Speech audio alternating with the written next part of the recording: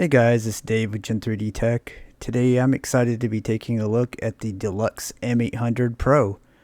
It's heavily requested, so let's check it out.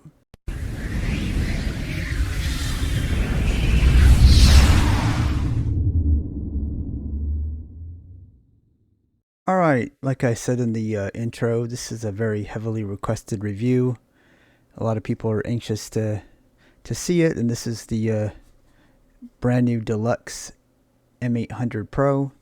It's basically the same M800 that we've seen before, which has in the past come with the 3335 sensor and the 3325 sensor. But this one has a few upgrades to it. It's got the PixArt 3370 sensor and Kailh 8.0 mechanical switches. And it was supposed to have PTFE feet, which is the first big disappointment that I ran into. If you looked in the pictures, which I'll bring up here, as you can see here in the ad, it clearly shows some white PTFE feet, and right here it says PTFE feet for smooth and consistent glide. Yet here's what we got, which are the same black non-PTFE feet that we got on the previous models. As you can see, they're pretty much the same as before. Looking at the bottom, you can obviously see the different model numbers, and it shows a different sensor on there. One thing that this thing does have, as you can clearly see, is it has a button right here, and that's a mode button for switching between 2.4 gigahertz and Bluetooth, which the previous models didn't have. So that's one nice upgrade for people that like to have Bluetooth mouse. I never recommend gaming on Bluetooth, but if you're going to use this for non-gaming things and you're going to take it around with you, it can come in really handy for Bluetooth-enabled devices and not having to carry around your dongle all the time. However, it does have a slot for your dongle, so it does make it easy to carry it around. And of course, there's just an on-off button here. So if you've never owned one of the previous M800 models, it's basically kind of famous for being a Viper Mini clone. The shape is very similar to a Viper Mini and the normal Viper. Size-wise, it's actually kind of in between a Viper and a Viper Mini. And I'll quickly show you that. So this is the Viper Mini. As you can see, they are somewhat similar.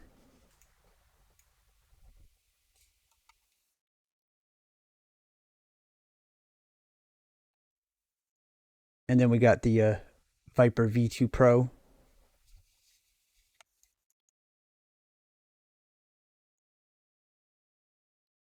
As you can see, like I said, it's kind of in between the two sizes. Price-wise, this comes in at anywhere from $45 to $60. I ordered two, one from Aliexpress and one from Amazon. The one from Aliexpress cost me $45, and the one from Amazon was $60. The Viper V2 Pro is, of course, $150. And you can pick up this Viper Mini usually for about $30. I actually paid only $20 for this on sale back around Christmas time, I believe. There's a lot of people holding out for a Viper Mini wireless. Some people have given up hope. That's why some people have just went and bought the previous versions of this, with the 3335 sensor and the 3325 sensor. And a lot of people do like the shape. The performance I thought was pretty decent on this 3335 sensor. However, there is some latency issues with it that a lot of people complained about. But you could get this thing for like $35. So, bang for your buck. I definitely thought it was a good mouse, and I enjoyed my time with it. And if you like the Viper shape, you'll definitely like this mouse. And I think this one's even cheaper now. I think you can get it as low as $25. So if you have almost no budget and you want a wireless mouse, you can get a good deal on this still.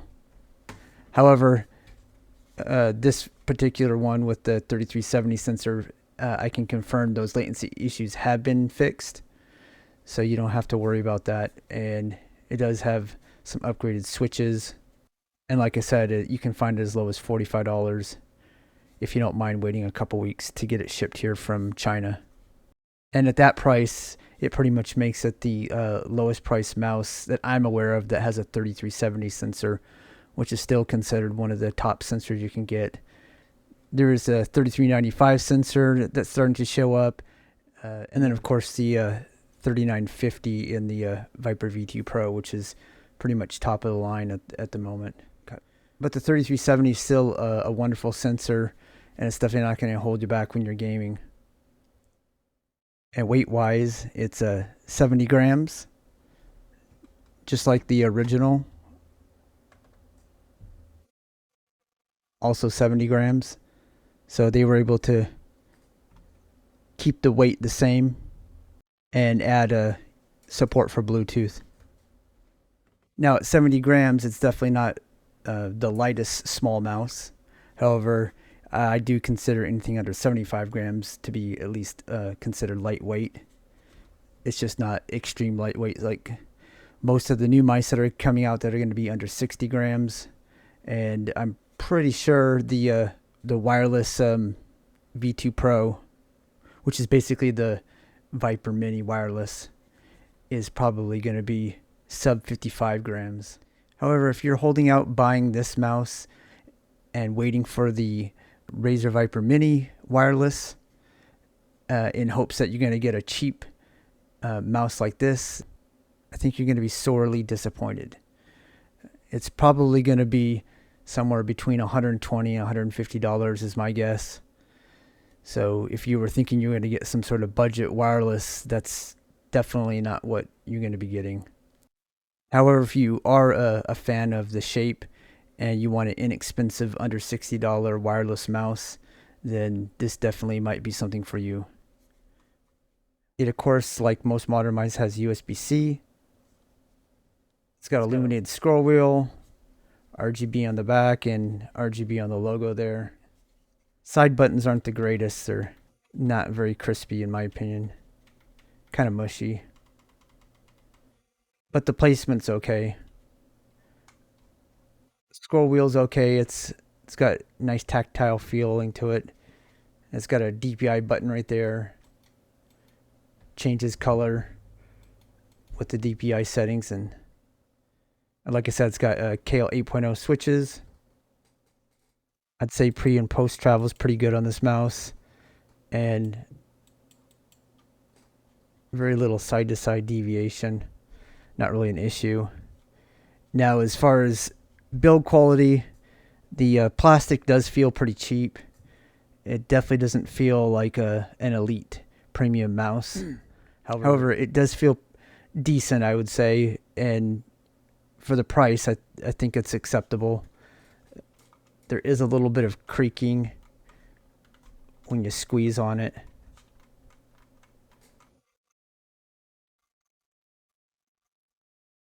On the sides, it's got this textured plastic. It's not rubber like you might find on some mice. It's actually just plastic that's got texture on it. So it does help a little bit with the grip. And the texture is a little bit smoother than the new Viper V2, which has more texture than normal. But this does feel more in line with the other Vipers, like the Viper Mini. Yeah, the texture feels very similar to the Viper Mini. My hand size is 19 by 10 centimeters. And for me, this is about as small a mouse as I can go down to and still palm it. And it actually feels pretty decent in the hand. One thing that I've never been a huge fan of this particular Viper shape is I like mice with a little bit of bigger hump in the back, so it kind of fills out the palm. And this is a little bit flatter. But this is a very popular shape. And this particular mouse, you know, being just a somewhat unknown Chinese brand, the previous models of this actually sold really well and have somewhat of a cult following. And I've definitely been harassed quite a bit about getting this review out. So there's definitely people eager to see this review and possibly buy this. I'm sure there's a whole bunch of you who already have bought this and are probably using it right now. I've only had it for a few days, and I've just been using it quite a bit just so I can get this review out, just to meet the demand. In fact, I believe this thing's already sold out on Aliexpress, but you can still get it on Amazon for $59, and I also have seen it on eBay also. If you're in the United States and order it from Amazon, you'll get it pretty fast, and you also have the ability to take it back if you have a problem real easily. However, you're going to be paying an extra $15 as opposed to AliExpress, but it just depends on whether or not $15 is worth waiting an extra 2 weeks to get your mouse. And I've never actually tried to return anything there, so I can't really vouch for how easy it is to return things to vendors off of AliExpress. Anyways, I did have a positive impression of the previous mouse, and I've had a more positive impression with this mouse with the updated sensor and switches. It's performed very well in games. It definitely holds up to more expensive mice. The only thing I'm not crazy about that I said before are these skates. However, luckily, Lethal Gaming Gear had some core pads in stock, and I ordered some of these, and unfortunately these are, by the time I've done this review, they've already sold out, and I've asked them, and I think they're trying to get some more. I'll go ahead and put a link for these in the description, and hopefully they'll have more of these pads. You might be able to get them from core pads themselves. I think they're in Europe, but I'm not 100%. I think they're in Germany actually. So it may take a while, and I don't know what the shipping's like. But you get 2 sets for $10. And I did complain to the seller that their description was not correct. The picture showed white PTFE feet, and these do not feel like PTFE feet to me. I mean, I could be wrong, but these just feel like cheap mouse skates that I've seen on a lot of older mice, and they definitely are the same ones that my older M800 has. I've been using these, but we'll go ahead and put these on here and see if it improves the performance at all. All right, let's go into the future where this is all done. Okay, it's all done, and here's the new core pads, and looks a lot nicer, I think, and so far it feels way smoother. Big improvement, definitely worth the $10. And I'm actually going to ask the seller, since they didn't give me the proper skates that they advertised, if they'll give me $10 off on the mouse. But so far, I asked a couple days ago and no reply, but it can be definitely worth asking. For example, this Titan Air that I had bought, the stock feet, which were Tiger Eyes feet, basically as soon as I pulled these things out of the box, the feet fell right off, and there just wasn't any adhesive on them. They just wouldn't stick on there whatsoever. And I know several other people had the exact same issue, and I complained, and they gave me $15 off, and I used those $15 to buy these Lethal Gaming Gear skates. I think this is for a Vaxi mouse. It's either Vaxi or in-game gear XM1R. But I actually think either one of them will fit this one. I mean, they don't aesthetically fit it, but they do fit within the area, and it functions perfectly with it. But it's kind of lame. You have to buy skates for a mouse that should have already had the proper skates on them. At that point, if you don't get reimbursed, depending on where you bought this from, the total cost goes up to $55 or $70. So I'll definitely be taking that into account when I'm recommending this mouse at the end. And there'll be some other mice that are similar price range with similar specs that I'll also recommend as alternatives. But anyways, I'm going to go ahead and do a little bit of testing with this, and I'll get right back to the review. Anyways, I did a little bit of gaming with the new skates, and it's definitely smoother, a little easier to track. They definitely should have included something like this, which is actually this actually looks like the picture now that was in the Amazon ad. So it's kind of lame that I had to pay $10 to get what I was supposed to get in the very beginning. One other thing I did do is I did put the little ring around there, which it doesn't come with that on there at all. So you have to be careful because that thing's real easy to break. But I got it on there and it seemed to work out okay. Anyways, like I said, I performed even better in the game with these better skates. So I definitely recommend if you get one and you didn't get the proper skates that are supposed to come with it. I don't know, maybe only some of them aren't coming with it, but so far the two that I ordered, neither one had the skates that they were supposed to have on it.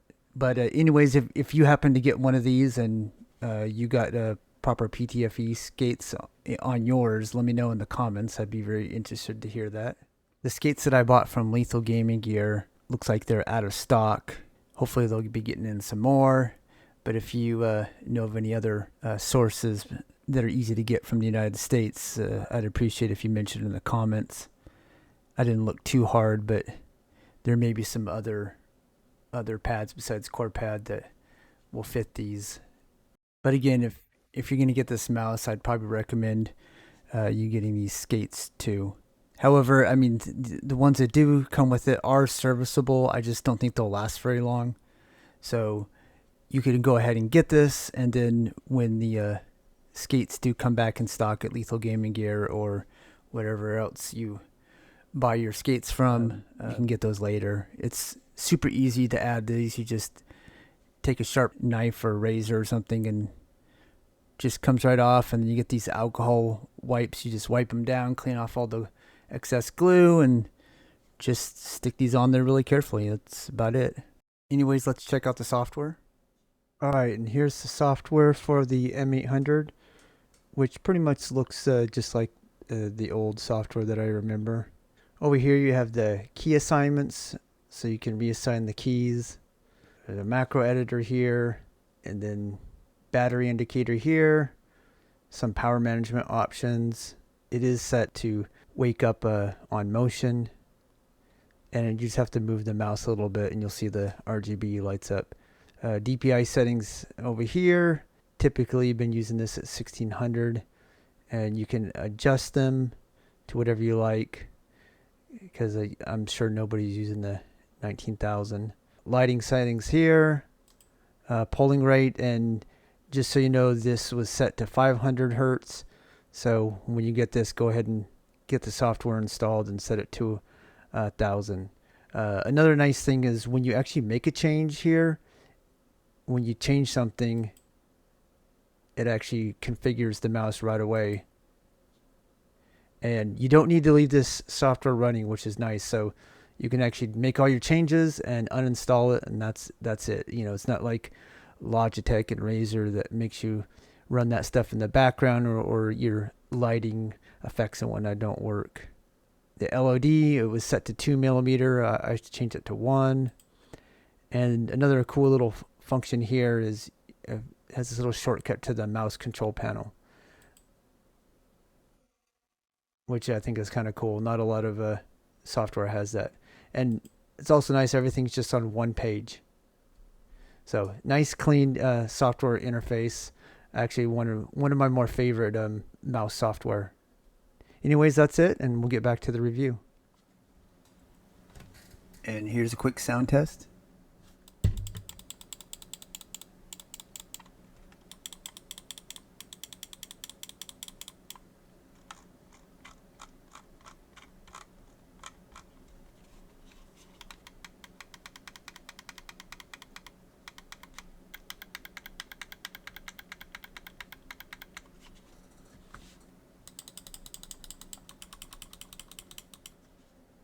And here's some gameplay footage. Yep, boys. It's a turkey shoot. Shoot them. Protect the sapper. Protect the sapper. I'm a vegetarian.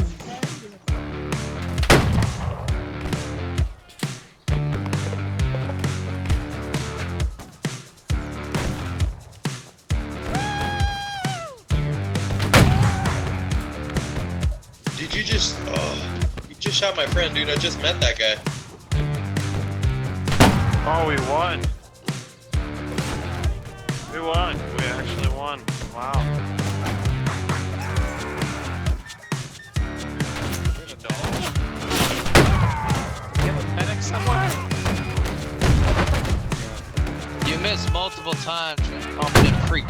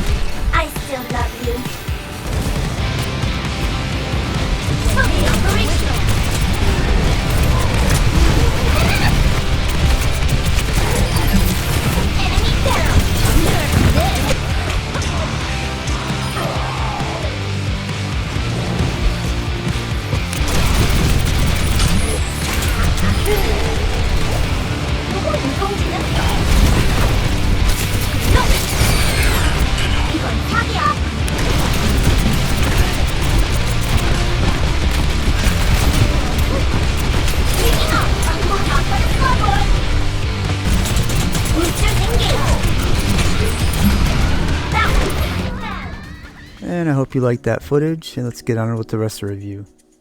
So in conclusion, I do like this mouse, and I do think it's a really good value for the price, especially if you can get it for $45. I wouldn't be surprised if, you know, at the end of the summer you might be able to find this thing for $35 at some point. To get the nice 3370 sensor and nice Kailh 8.0 switches with this very popular Razer Viper mini size, or perhaps maybe they should call it the Razer Viper in between. So yeah, at the moment this is pretty much the best value, I believe, as far as getting most bang for the buck. And while it's not, you know, elite level build quality, I think for the price it'll hold its own against a lot of these other more expensive mice, especially if you're on a budget. This could be a good option, or, you know, if you're just a real big fan of this of the shape of this mouse. And I know there's a lot of people that this is why they like it. I've seen people mention that they like this better than the Viper Mini itself, or the larger Viper. Like I said, it is not exactly the same. It's very close to being the same, and it's in between the two sizes of the Mini and the regular Viper.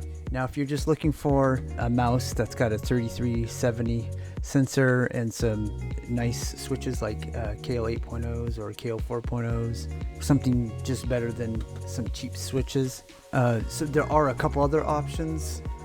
For example, Fantech Helios Go XD5. This is of course, it's an ergonomic mouse, which is you know, not symmetrical like that.